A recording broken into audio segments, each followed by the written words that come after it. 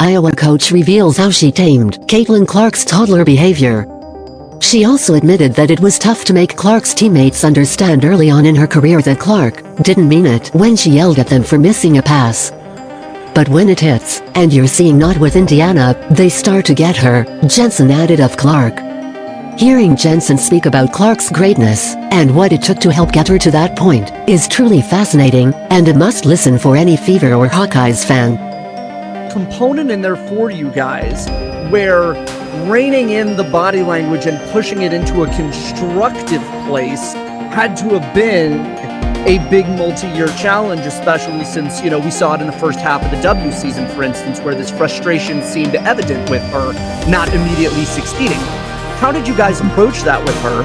And do you remember any particularly frank discussions that you had to have with her of look, you are the best player on this team, but people take cues from your body language, and you have to work on that if they're going to follow you into battle the way that they ended up doing in her third and fourth year. Yeah, there were several.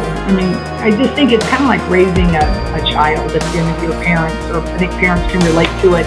It's sometimes what you see, it looks like toddler behavior, right?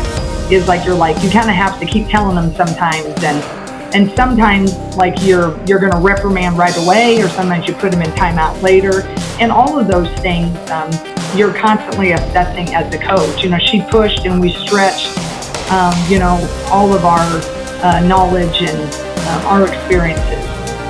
But Caitlin, the one thing, these are the things that wasn't a surprise when we were recruiting her. You'd see some of those eruptions or whatever, and some of the people who were never, it was always interesting, they were never in with Caitlin, but they'd be watching her really, you see that? And I said, oh, I see it.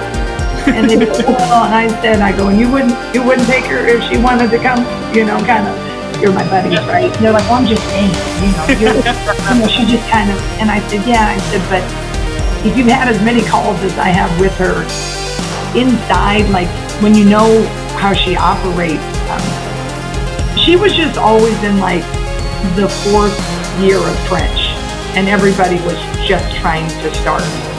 It's just the way that she saw the game, and so she's been like that now. You have to remember, since she was really little, playing against the boys, and she was still better than kids 2 to 3 years older. So then when she gets up and you can't play with the boys, and now you go with high school,